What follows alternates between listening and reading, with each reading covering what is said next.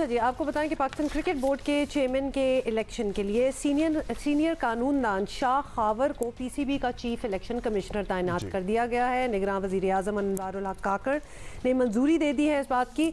जारी करदा नोटिफिकेशन के मुताबिक शाह खावर को 3 माह के लिए पीसीबी का चीफ इलेक्शन कमिश्नर तैनात किया गया है। शाह खावर को पीसीबी के इलेक्शन फरवरी तक करवाने की जिम्मेदारी सौंपी गई है। शाह खावर रीजन्स और पीसीबी के चेयरमैन के इलेक्शन करवाने के जिम्मेदार होंगे। पीसीबी के नए सेटअप का मामला तो बैलेट के जरिए तय होगा, लेकिन एक और इशू जो नज़र आ रहा है वो ये है कि नेशनल T20 टूर्नामेंट चल रहा है। पाकिस्तान क्रिकेट पे बड़े बड़े नाम एक्शन में नज़र आ रहे हैं, लेकिन लोग मैच देखने नहीं आ रहे हैं।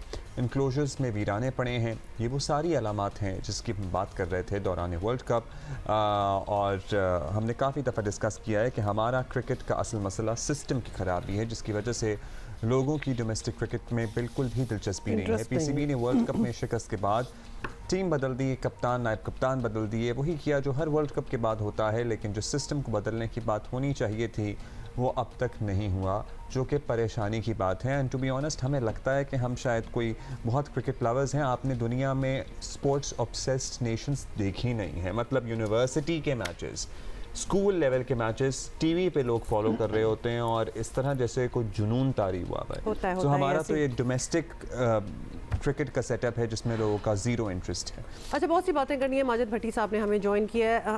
भट्टी साहब, हम करेंगे आगे पाकिस्तान क्रिकेट टीम जो ऑस्ट्रेलिया भी जा रही है एंड ऑल दैट, लेकिन पहले ये जो दूसरा मामला है, ये पीसीबी चेयरमैन के लिए इलेक्शन होने जा रहे हैं और पहले भी होते रहे ऑब्वियसली, मगर जो हमारा क्रिकेट सिस्टम उसमें बड़ी तब्दीलियों की ज़रूरत है। तो आप क्या समझते हैं कि ये जो इलेक्शन हो रहे हैं हमारे क्रिकेट सिस्टम में, इससे कोई बेहतरी आएगी या फिर वही रन ऑफ द मिल चलेगा? ये आईवॉश हैं इलेक्शन से एक्चुअल इलेक्शंस होंगे? देखें अब्दुल्ला, सबसे पहले तो हमें ये जानना है कि कौन लोग हैं जो पीसीबी चेयरमैन को मुंतखब करेंगे। बज़ाहिर तो ये आई वॉश होता है, इसमें जो गवर्नमेंट की इंटरफेरेंस हर वक्त नजर आती है। उसमें जो पाकिस्तान में डिपार्टमेंट्स की टीमें खेलती हैं, 4 उनके नुमाइंदे होंगे, 4 रीजन के नुमाइंदे होंगे, जो 2 फैसला कुन वोट होंगे जो नॉर्मली चेयरमैन बनते हैं, जिन 2 बीओजी बोर्ड ऑफ गवर्नर्स के मेंबर्स, वो प्राइम मिनिस्टर नॉमिनेट करते हैं। जिस तरह पिछली बार जब रमीज राजा और नजम सेठी साहब चेयरमैन बने थे तो उनको प्राइम मिनिस्टर ने नॉमिनेट किया था। फिर पिछली बार जब नजम सेठी साहब आए थे तो वो मेंबर मैनेजमेंट कमेटी थे, वहां से वो चेयरमैन मुंतखब हुए थे। तो अब ये 10 मेंबर्स का बोर्ड ऑफ गवर्नर्स है। और लास्ट टाइम जब शहबाज शरीफ साहब प्राइम मिनिस्टर थे, उन्होंने ज़का अशरफ साहब को नॉमिनेट किया था। एक मशहूर कानूनदां हैं मुस्तफ़ा रमदे, वो नॉमिनेट हुए थे प्राइम मिनिस्टर की तरफ से, लेकिन वो इलेक्शन अभी तक हो नहीं सके। कहा यह जा रहा है कि शायद ज़का अशरफ साहब जो हैं वो डिग्री की, जो उनकी डिग्री है वो बैचलर्स डिग्री नहीं है, जिसकी वजह से वो इलेक्शन में क्वालिफाई नहीं कर पा रहे हैं। तो ये आई वॉश ही है। लेकिन हम पाकिस्तान में इलेक्शन की बात कर रहे हैं कि जी 8 फरवरी को 25 करोड़ अवाम जो है वो अपना वोट कास्ट करेंगे, लेकिन यहाँ 10 लोगों का जो बोर्ड ऑफ गवर्नर्स है उसके इलेक्शन नहीं हो पा रहे। लेकिन ज़का अशरफ साहब जो इस वक्त पीसीबी मैनेजमेंट कमेटी के चेयरमैन है, उनकी मुद्दत भी 5 फरवरी को खत्म होगी। तो अब देखना है कि 5 फरवरी से पहले कौन सा डेमोक्रेटिक सेटअप आता है, क्योंकि शाह खावर साहब की जो आपने 2-3 चीजें बताई, उसी नोटिफिकेशन में एक और चीज लिखी हुई है कि वो 10 लाख रुपए महीने की तनख्वाह लेंगे पाकिस्तान क्रिकेट बोर्ड की तरफ से। क्या हुआ, आपको क्यों चुप लग गई हो? बस सारी बात इधर जाके ख़त्म होती है।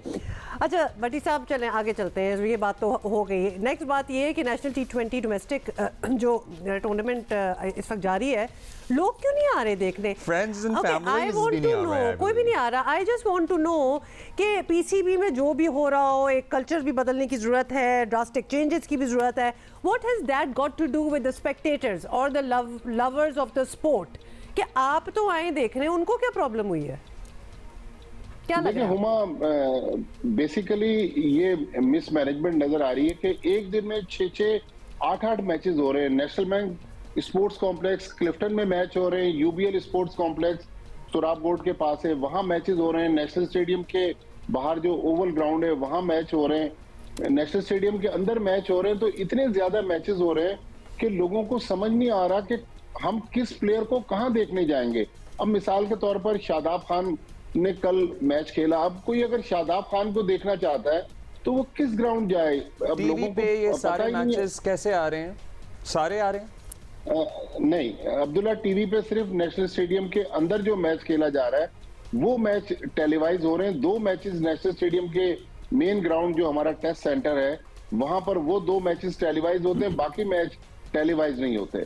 तो लिहाजा लोगों को एक तो ये नहीं पता कि कौन सा मैच कहाँ हो रहा है, किसमें कौन खेल रहा है। फिर अगर कोई जाना भी चाहता है तो उसके लिए मसाइल बहुत हैं कि ग्राउंड में एंट्री का मसला है, किसी को गेट पे रोक लिया जाता है, किसी को कहा जाता है आप फलां गेट चले जाएं। तो एक वो स्पेक्टेटर्स फ्रेंडली एटमॉस्फेयर नहीं है। अगर कोई देखने भी जाए वो पानी कहाँ पिए, खाए पिए कहाँ से? ज़ाहिर T20 मैच 5-6 घंटे का होता है, टॉयलेट्स की हालत बहुत खराब है। तो बेसिकली पीसीबी अगर एनवायरनमेंट को बेहतर करे, लोगों के लिए माहौल अच्छा करे, तो यकीनी तौर पर और फैमिलीज PCB आ रही है, तो लेकिन नहीं है यार कि को बाथरूम ना ठीक कर सके। मतलब ये वो इदारा है जो पैसे बनाता है। और भट्टी साहब, हम ये उस नेशनल स्टेडियम की बात कर रहे हैं जहाँ इंटरनेशनल मैचेस भी होते हैं, ये उसके हालात बता रहे हैं आप?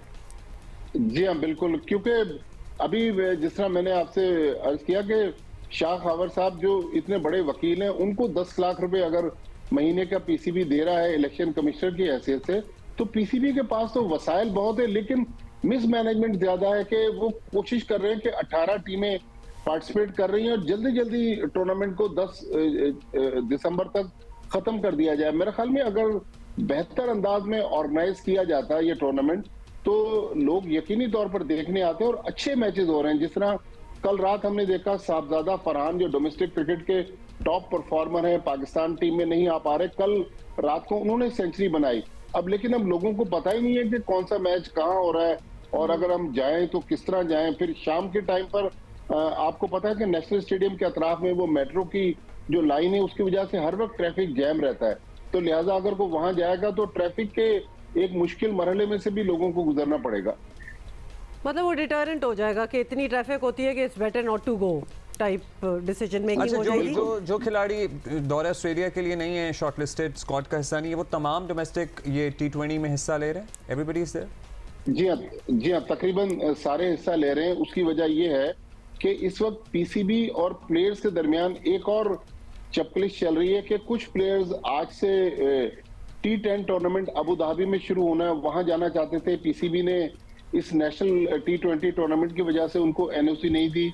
फिर हारिस रऊफ, उसामा मीर और जमान खान ने अगले महीने बिग बैश टूर्नामेंट ऑस्ट्रेलिया में होना है, वहां के लिए उन्होंने एनओसी मांगी है। चूंकि हारिस रऊफ ने टेस्ट मैच खेलने से इनकार किया था तो फिलहाल उनको भी एनओसी नहीं दी जा रही। तो ये भी एक मसला है कि प्लेयर्स पार्टिसिपेट इसलिए भी कर रहे हैं कि पीसीबी ने इस वक्त थोड़ा सा उन पर सख्ती की हुई है, एनओसीज नहीं दे रहा कि भाई आप अपने डोमेस्टिक टूर्नामेंट को रिस्पेक्ट नहीं दे रहे। मेरे ख्याल में पाकिस्तान क्रिकेट बोर्ड ये अच्छा काम कर रहा है कि लड़कों को मजबूर कर रहा है कि वो डोमेस्टिक क्रिकेट में आए और अपने टूर्नामेंट को रिस्पेक्ट दे।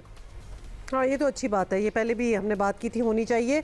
अच्छा, अब ये बताएं कि 30 नवंबर को पाकिस्तान टीम जो है जिन्होंने ऑस्ट्रेलिया जाना है, they are ready, everything is, मतलब वो प्रॉपर ऑन ट्रैक ही चल रही है बात? जी हाँ, 4 दिन का हुमा कैंप लगा था पिंडी में, जिसमें इमामुल हक और फहीम अशरफ ने शादी की वजह से पार्टिसिपेट नहीं किया। जो कल गुजर गई पीर के दिन आराम का दिन था। आज कोई 4 घंटे का गद्दाफी स्टेडियम में एक प्रैक्टिस सेशन है।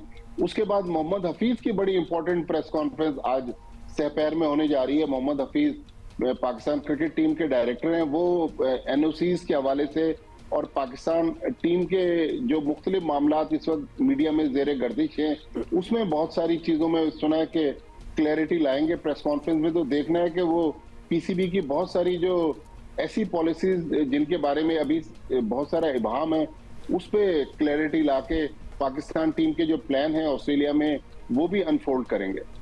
और फाइनली भट्टी साहब, नसीम शाह की हेल्थ अपडेट बता दें। नहीं, कंसर्न सबको ही है, मतलब ही is our used to be our favourite है नसीम शाह। अच्छा, ओके, बताएं जी भट्टी साहब। देखिए, नसीम शाह, एहसानुल्लाह और मोहम्मद हसनैन, ये पाकिस्तान के 3 फास्ट बॉलर हैं, जिनमें से नसीम शाह और एहसानुल्लाह का तो ऑपरेशन हुआ है, तीनों इस वक्त रिहैब के मरहले में हैं। कहा यह जा रहा है कि इम्प्रूवमेंट की तरफ जा रहे हैं, लेकिन अभी तक क्रिकेट में हमने उन तीनों को एक्शन में नहीं देखा। तो जो हमें इत्तलात मिल रही है कि शायद ये मुश्किल से अगर खेलेंगे तो पीएसएल से पहले ये फिट नहीं हो सकेंगे। लेकिन अब ये भी सवाल है कि पीएसएल कब होगी, कहाँ होगी, क्योंकि पीएसएल भी इलेक्शन के दिनों में हो रही है, जो मुल्क में आम इंतखाबात हो रहे हैं। तो कहा यह जा रहा है कि शायद पीएसएल का कुछ हिस्सा मुल्क से बाहर हो, फिर जब आम इंतखाबात हो जाए फरवरी में, उसके बाद पीएसएल पाकिस्तान में आए। तो अभी बहुत सारे मामलात हैं जिनमें अनसर्टेनिटी बहुत पॉइंट एक्चुअली, क्योंकि अब मेरी भी बात हो रही थी कुछ ज़ाहिर है अपने लाहौर कलंदर वाले दोस्तों से, वो कह रहे थे कि we are all set and everybody is you geared up for the PSL, मगर इलेक्शन भी हैं। अच्छा भट्टी साहब, coming back to the system and elections और सरबरा और ये सारा कुछ, हम कभी टाइम है हमारे पास? नहीं है ना, नहीं ब्रेक लेने को कह चुके हैं वो।